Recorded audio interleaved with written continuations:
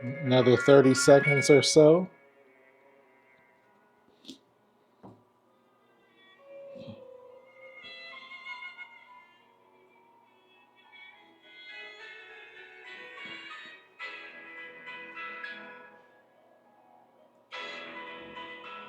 Well, 10, 9, 8, 7,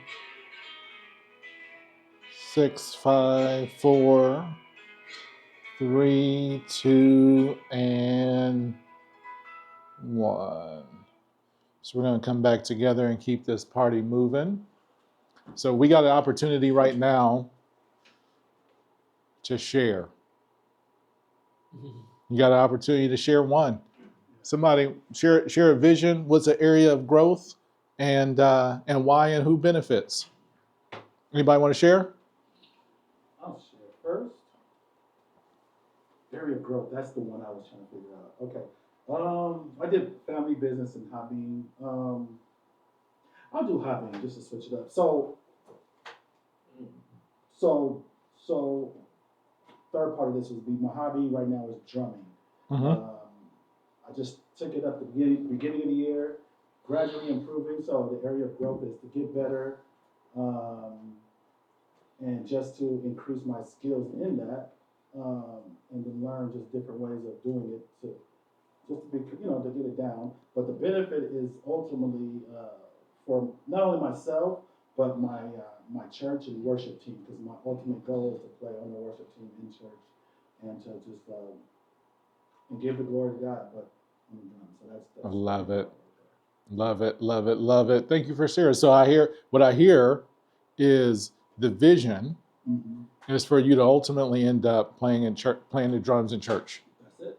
Right? Yeah. And then who knows where that can lead, But and the why is because you're going to be able to give the glory to God through this gift, and the who benefits is all the people who get the opportunity to get a chance to hear you playing.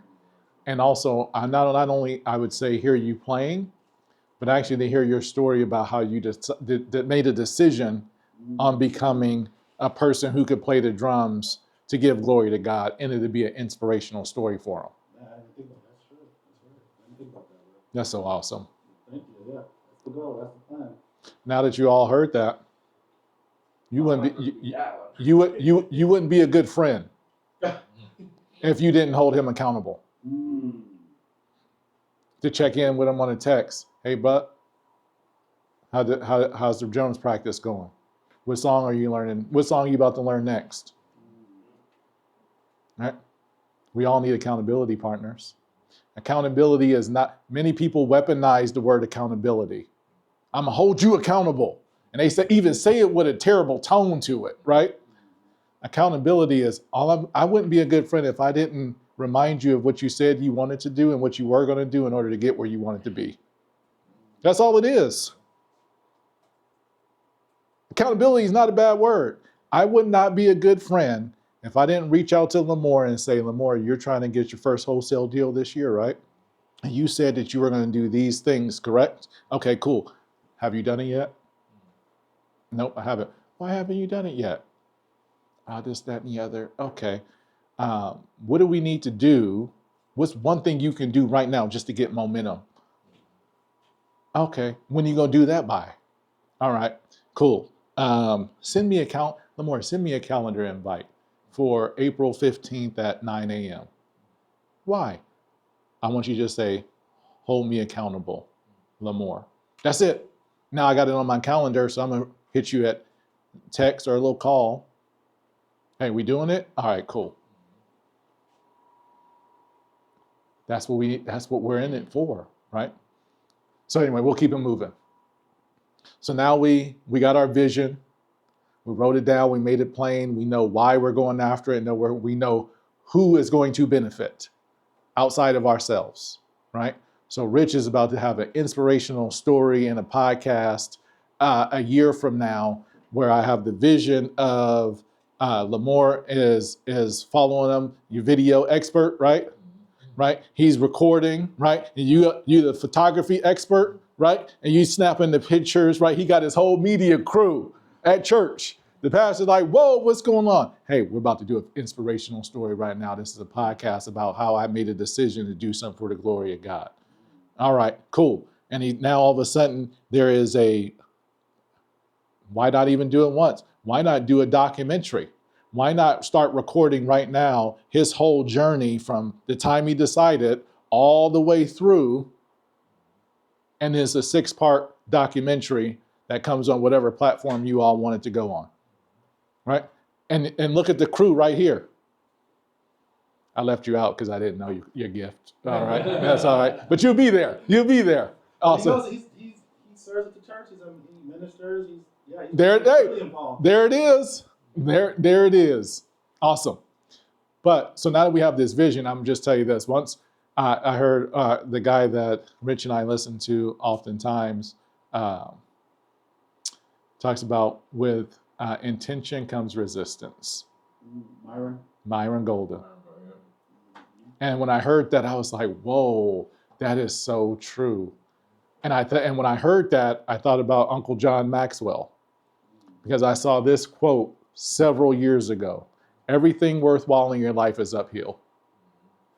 I remixed it because I can't hear nothing to put my own spin to it. I said, everything worthwhile in your life is uphill all the time.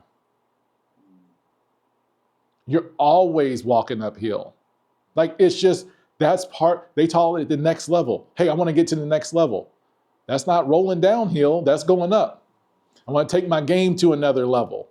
That's going up to another. So we're always, what's in a video game, what's the reward for getting to the next level? A harder level, right?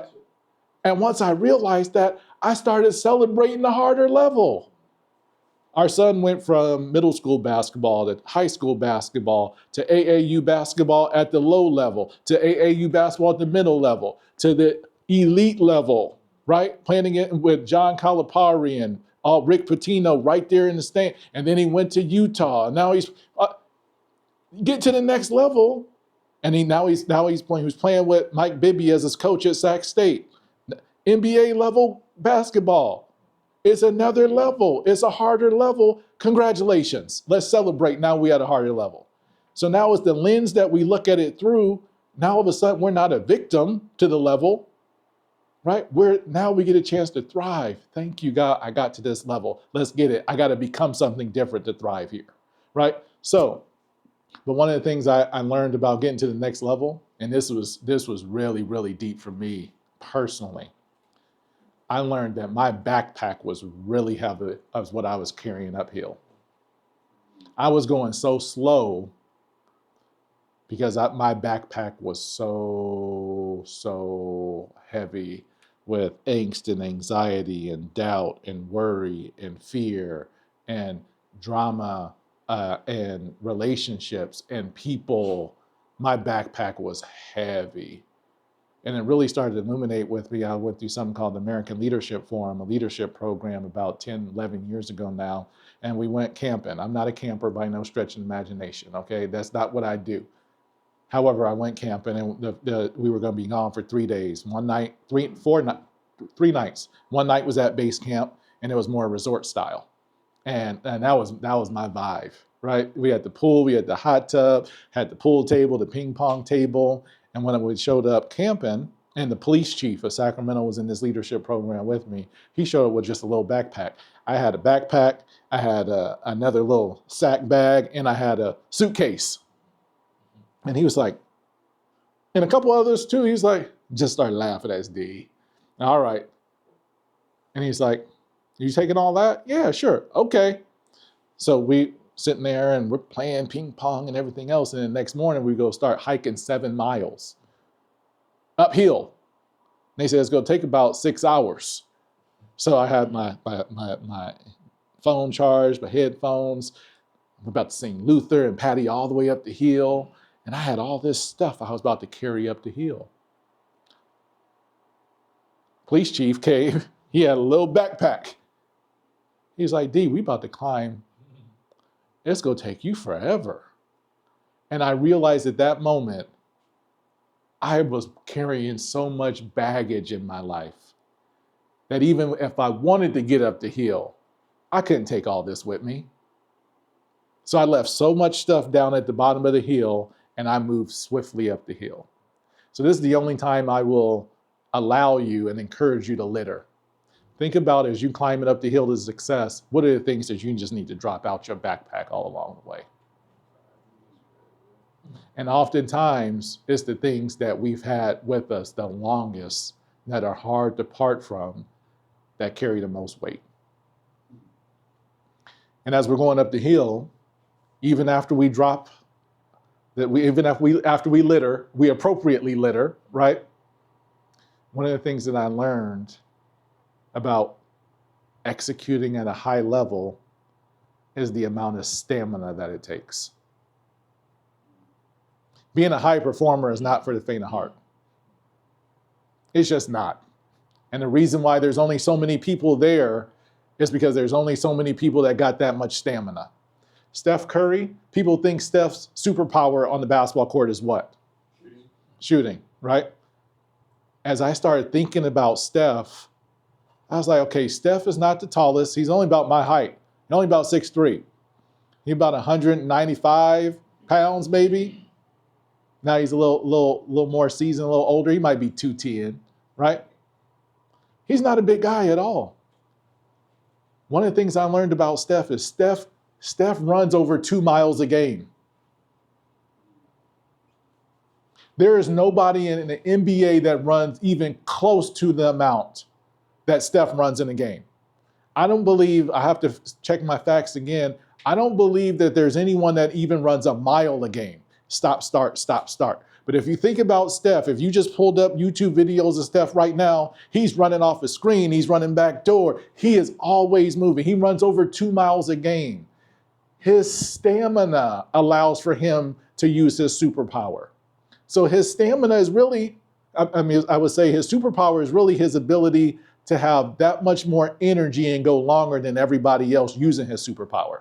Because everybody, they start off right here, right? Because they're taller, they're bigger, they're faster. Steph stays here the whole game.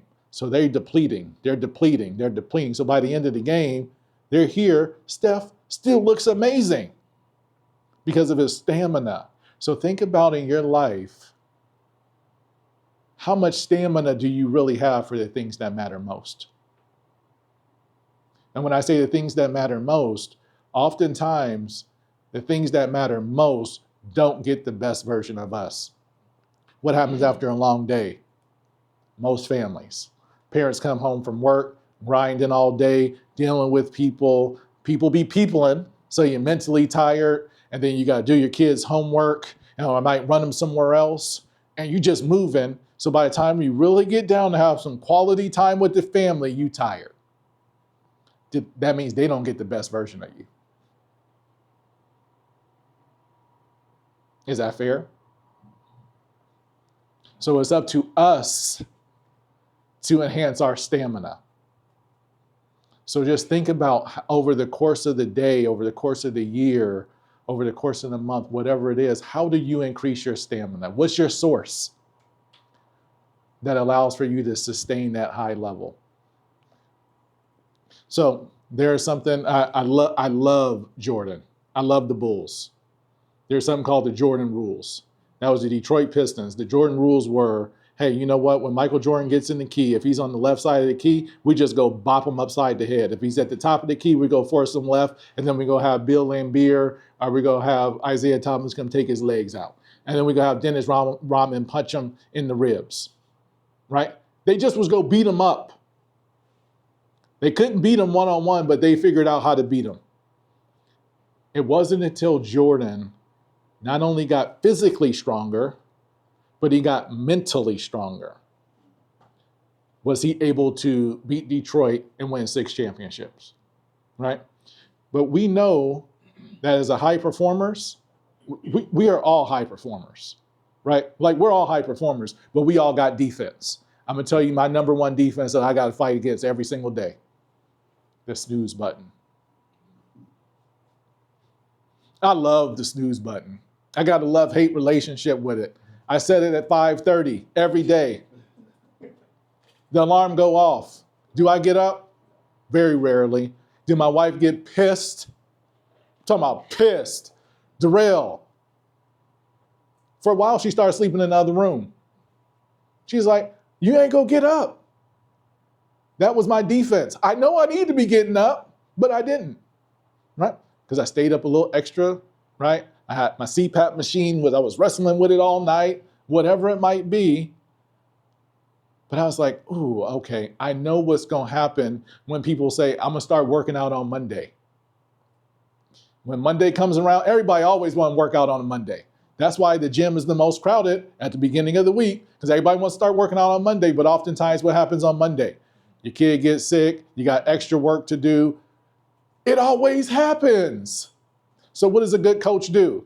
It knows what the defense is about to do, so it creates a system and it creates a play to make sure it mitigates what the defense is trying to do. So what did I do now? I say, you know what? I got to sleep with my wife. She's pissed every time so yes, my kids are at school. Yes, I still walk with a little anxiety because one was in Utah, one's in LA. And what if they call me? I got to be able to pick the phone up. I'm going to take the phone and I'm going to put it right outside the room. So when the alarm goes off, I have to get up and walk over here and turn it off. And now I'm up.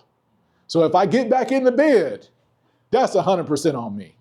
And I have to have a conversation with me, right? Comfort zone, I get comfortable. Distraction, like I look at my phone, I'll get distracted like with nobody's business and not locked in, right? Somebody's calling me, I'm in a coaching session, I'm supposed to be locked in coaching someone. And my watch is beeping, my phone is beeping, is buzzing, I gotta stay locked in. I start getting negative, right? Because all of this negativity around us, all of a sudden, I'm not the thermostat no more. I start turning into the thermometer and letting some of this negativity bias get me. They don't want to buy from me. They don't like the way I look. Oh, they're not they're going to think I'm too young. They're going to think I'm too tall. Oh, his wife ain't going to like me. I start getting negative, right?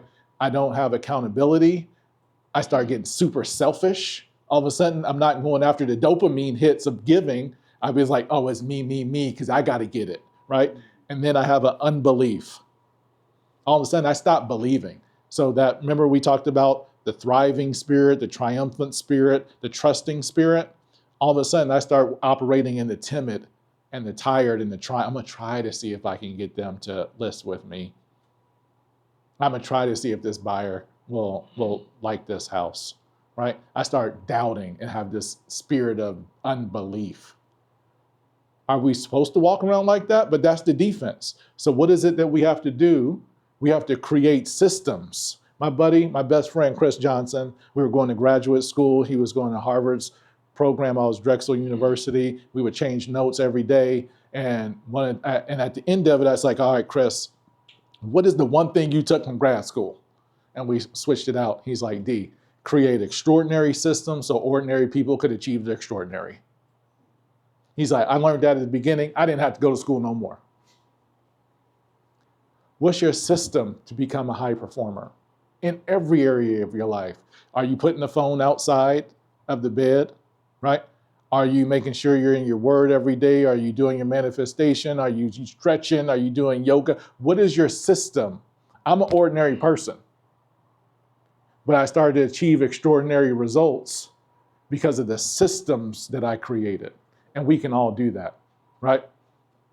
We're going to skip this because for essence of time, one of the things that I really, really wanted to talk about today is mastering the transitions.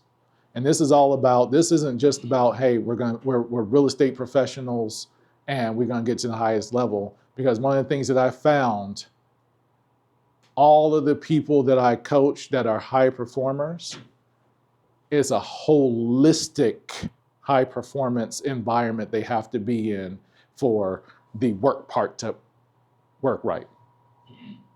For the career to work right, everything else has to work right, right? Or be at a level in which they're comfortable in whatever dynamics are happening, they know that they're controlling what they can control, right? So I learned this concept of mastering the transitions when our son was in the 9th grade. And I realized that we are in the car every day for 30 minutes, and I'm not capitalizing on that.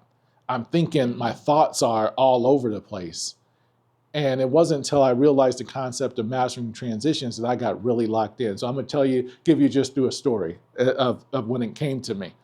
Ninth grade, we drive 30 minutes, our son to school. I drove him to school every day. So I wake up in the morning. Okay, my first job, I'm a child of God. Let me get my prayer time in. Okay, now I'm a husband and a father. Okay, so I had to master that transition. I transitioned. Okay, I'm still a child of God, but now I'm a husband and father as well. What does it look like to be a great husband and father right now?